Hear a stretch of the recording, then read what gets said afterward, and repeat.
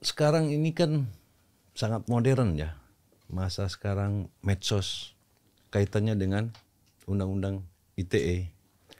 Polisi militer wajib hukumnya untuk tahu betul tentang undang-undang ITE. Kemudian prajurit polisi militer juga harus tahu betul bagaimana menyelesaikan proses hukum itu dengan IT. Nah, ini kan akan berkembang terus. Kejahatan sekarang ini kan semakin pintar. Nah, kalau polisi militernya ataupun penegak hukum itu hanya berdiri tegak tanpa jalan, ya tidak akan pernah kita itu menyelesaikan masalah. Tetapi seiring sejalan dengan proses-proses misalnya pelanggaran ini semakin berkembang, ya kita SDM ini harus perlu berkembang. Makanya tadi saya katakan, kami perlu SDM ini yang gelar sarjana, ya, di samping dari akademi militer ada, tapi sarjana PK juga kami perlu.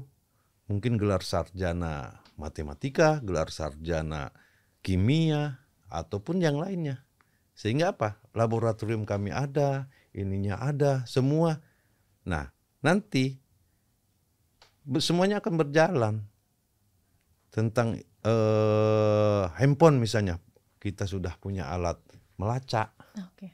Kita sudah punya alat yang lain untuk tahu apa sih isinya, bagaimana kelakuannya di dalam handphone dia misalnya. Pelaku kita tangkap, kita ini semua kita bongkar, kita tahu.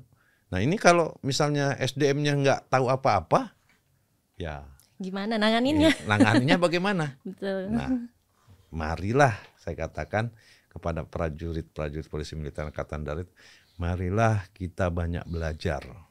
Ya, belajar bukan pada guru saja. Betul. Tapi belajar kepada teman, belajar kepada anak-anak kita. Anak-anak kita lebih pintar. Ya, lebih pintar. Belajar kepada yang ahlinya.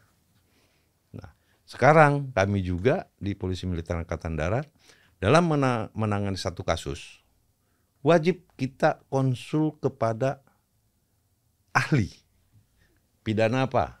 Ahli perdata, ahli pidana yang kita tangani ini, itu wajib kita konsul. Oh, jadi di samping polisi militer ini menangani masalah juga didampingi oleh ahli-ahli. Betul. Sehingga kita tidak kemana-mana ininya. Ini harus dipahami betul. Jadi setiap ini kita cari, ahli pidana. Nah, ini kita tanya, Pak, dengan persoalan ini apa langkah kami apa? Nah, ini kita sering kita lakukan itu. Karena kalau enggak itu ya enggak ada orang pintar kalau tanpa belajar. Jadi kalau kita ada kemauan, kita mau belajar, kemudian kita bersungguh-sungguh mengetahui betul tugas pokok kita, insya Allah pasti bisa tercapai.